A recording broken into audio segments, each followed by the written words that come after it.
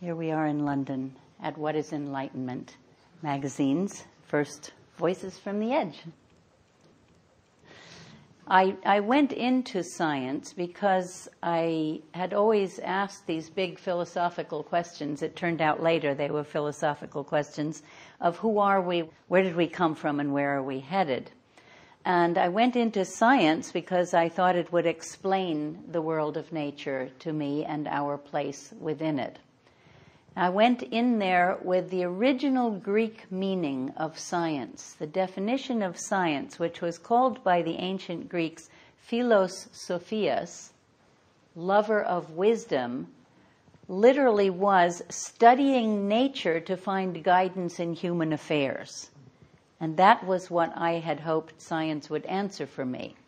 As it happened, I had to go far beyond what I was taught in the world of science to evolve the worldview, which I call a vista, because for me it's more than a worldview, it's also values by which we take action in the world, values that tell us what to do within the array of beliefs about how things are. I'll talk a little bit more about that later. Anyway, I could have called this talk Confessions of a Creationist Evolution Biologist. Now, in the United States, there's a huge controversy about evolutionism versus creationism. And I was going to talk in Columbus, Indiana, when a reporter called me up and said, I can't guarantee very many people will come out for an evolution biologist. So I said, well, are you writing a newspaper article before I come? And he said, yes, indeed. So I said, put in the paper, this was a spur-of-the-moment thing, that a creationist evolution biologist is coming to town, and see if they don't come out just to find out what that is, right? Since it's not supposed to go together. Anyway, we human beings have always been storytelling creatures. It's kind of our claim to fame in the biological world that we talk. Not only do we have opposing thumbs for making things, but we talk. So we tell stories to each other to share our experience. And a lot of the stories that we tell are our stories about the nature of reality. We're trying to find agreement on what we see in our world, what we experience. And then we find that our human experience reflects the stories that become our beliefs. Now, if you look up the definition of reality, in Webster's dictionary, the first three definitions use the word real, so they don't count. You can't define reality as what's real and understand anything about it from that definition. So you have to throw those out. And the fourth definition is extremely interesting. The fourth definition is that reality is non-derivative experience. Now, the only non-derivative experience you can have is your own experience. As soon as you hear about reality from someone else, it's derivative, which means that everything you hear from science, from religion, all those are derivative stories and therefore not part of your reality, except as the story themselves come to be part of your experience. So this is very, very interesting because it means that only your direct personal experience, as I just said, is reality, not the stories part. And yet every culture has to create stories that can become a shared reality. And it's because cultures have different stories that we find so many different ways that cultures see reality and express themselves. Every language is a vehicle through which people shape reality. Indigenous cultures which have process languages. Has anyone ever read Benjamin Lee Whorf's work? Wonderful book called Language, Thought, and Reality. Thank you. Whorf sort of ranged languages on a continuum from the ones like English, where every utterance is a noun and a verb, a thing and an action, a subject and an object, to process languages in indigenous cultures where you do not separate nouns and verbs and everything is process. So when the Hopi say they can't say the light flashes, because the flashing is the light. It's a process of flashing, right? Now you see the world very differently through that kind of a language. In fact, Einstein met Worf and said, wouldn't it have been interesting if modern physics had been done in Hopi? We couldn't have had the wave-particle problem, right? Because the waving is the verb aspect and the particle is the noun aspect. And they're really one and the same, but we see them as different. So the story we got from Western science is actually a very peculiar one. The story is that we live in a mindless, mechanical universe and that we ourselves are some kind of complex machinery which came about by accident in this non-living universe. My indigenous friends tend to giggle at that story. They have real trouble with it. But of course, that's what you get PhDs for, is learning that story.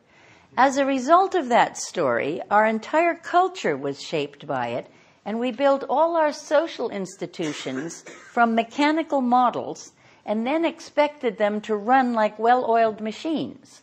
So the whole Cold War was a contest between whether the Soviet Union or the capitalist West had the best social machinery, right? And actually, they were both doing very similar things by building a great big industrialized society. Their behavior was very similar. They exploited colonies. They built a big industrialized society. They had bosses and workers. You know, all of that was really the same on both sides. But one was focusing on the individual's self-interest, and the other one was focusing on the communal self-interest. And finally, when the Soviet Union ended, we were able to use the word community again, because it was a tainted word in our society for so long, because we were so sure that we were right and they were wrong. And now we're finding out the problems with our own society. Anyway, during this phase, everything in society got put into separate boxes like this. We had art here and religion there and science over here, and this was for grown-ups and this was for kids. And we taught them all separately. And then when you were educated, all these parts were supposed to come together somehow in this smoothly running machine that you had become that could be plugged in to the right cubicle in society where you would be doing your job, right? Seemed like that would work well. And some of you are old enough to remember when they did time efficiency studies to see, when Charlie Chaplin spoofed them and got himself caught in the machine and all that. Well, now we have Wired magazine with cartoons like this. He won't stay in his cubicle. What's going wrong? Well, from my perspective, what's happening is that life is busting out all over. And what I mean by that is that we people are beginning to recognize that we're actually not machines, that we're living systems. And a living system is very different from a machine. And that's some of what we're going to talk about. We need a whole new story of our universe, our Earth, and ourselves. And this story is now evolving everywhere. It's evolving in groups like this.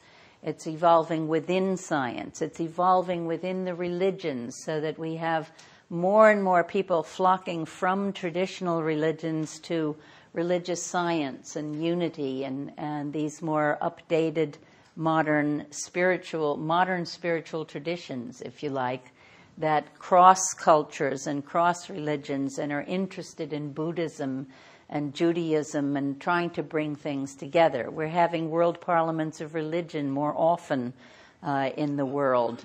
People really do hunger for building a global society in which we can get along with each other.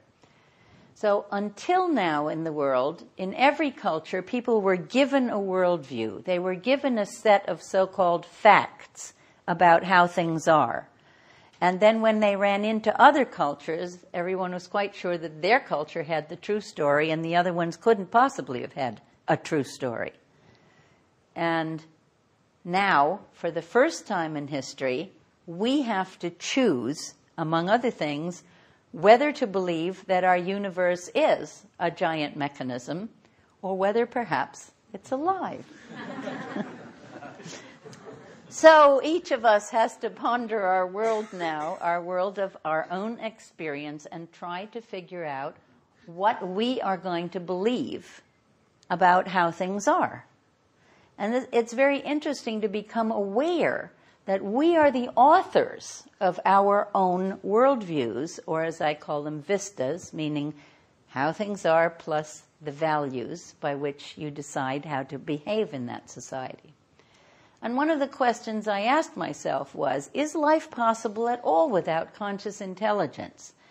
Could it be possible that dumb mud would bootstrap itself somehow into intelligence?